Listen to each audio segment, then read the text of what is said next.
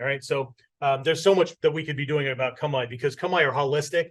So Mod 2 introduces people to this idea that there is a physical aspect to it, there's a psychological strategy, and there's a feel. We don't go too deep into that. It's just more of the overt, right? What the situation is causing for you. Later on, we have to take a look at it from two different sides. Kokoro no Kamae, which is the Kamae, the heart, which is your emotions are driving and you choose things based on what's going on inside. And then we have Kage no Kamae, where you have way more control. And so you are manipulating the situation. Your body may be doing one thing, but in your heart, you got this other thing going on. So it's a smokescreen, right? But you get introduced to this. But the one thing I did want to cover in each of the modules, after module 1, we give 3 different Kamae that look really close, okay? They come from the 3 primary striking lineages in the Bujinkan.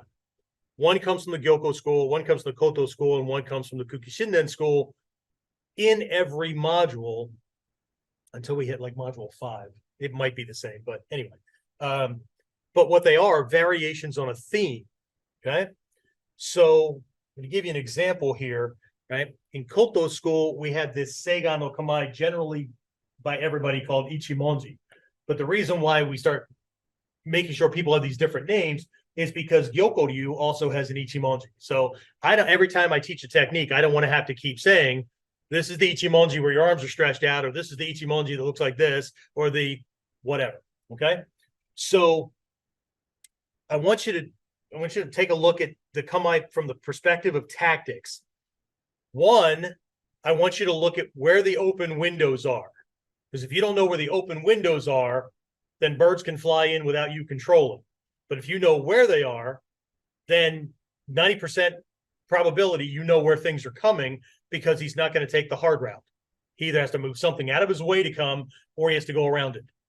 Okay? So, Seigan no Kamae, Ichimonji no Kamae, Doko no Kamae. See the windows change? Okay? If I go from Doko no Kamae to Kosei no Kamae, the window shifts. It goes from high from one side to low on the other side, right? So I control what openings he has. In Mod 2, we have this Seigan, Ichimonji, and Doko. So second thing I want you to look at, and I know you've already seen them, and most of you already know the Kamae, but I want you to try to suspend that belief. And when I take up a Kamae, I want you to see where your eyes go first. Okay?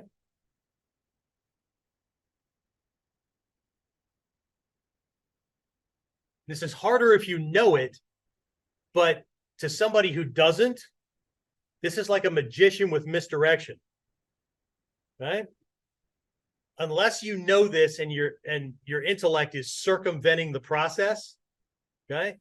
Or we screw up the Kamae, the eye should go to this because it's between my eyes and his eyes, and it's right on the center line, and it's stabbing out toward it. In this one, he should be looking right in my eyes. And in this one, it should go to the or else hand. Because the feeling in Doko is, I don't want to fight, but if you come in here, it's not going to be nice. But I need to be able to convey that. If I'm not doing this holistically, then the Kamae are being treated like stances. And in Japanese martial arts, stances and Kamae are named for 2 completely different parts of the body. Dachi are named for the position of the legs. Kamae are named for the position of the limbs and the upper body. In Nippo-taijutsu, budo-taijutsu, call it whatever you want, right? The Kamae is a holistic 3-body kind of thing. It starts here, but it's much bigger, okay? But we also introduce 3 different degrees of intensity, right? So I just use a water analogy, right? Hot, cold, or lukewarm, right?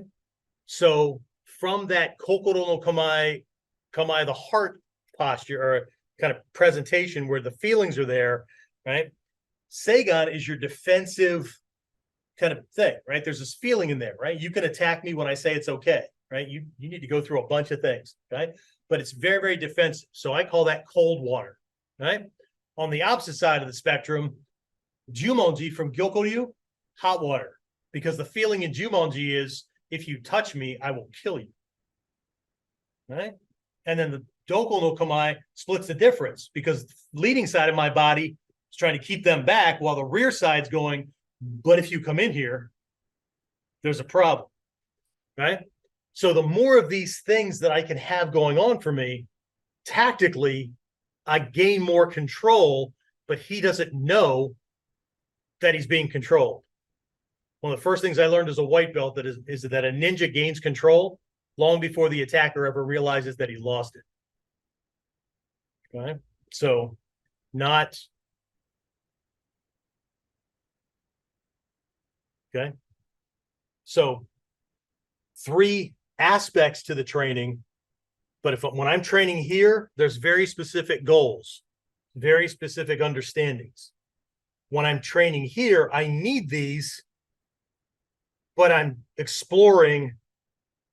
Well, we'll talk about those in a minute because that's where the pillars come in. And then strategies are outcomes. So in the very beginning, even through Mod 2 and all that, the strategies tend to be to win. But when we're looking at Gyakute, we're looking at balance breaking, we're looking at like where we're striking on a given person, and we start breaking down things and moving into it, everything changes. Okay. So I don't know how many people are out there teaching from this perspective and whatnot. I don't care, but I need my students to know more than this shit. Because Satsumi Sensei's always said he could take one kata and write an entire book on it. This is why. We'll add the next thing.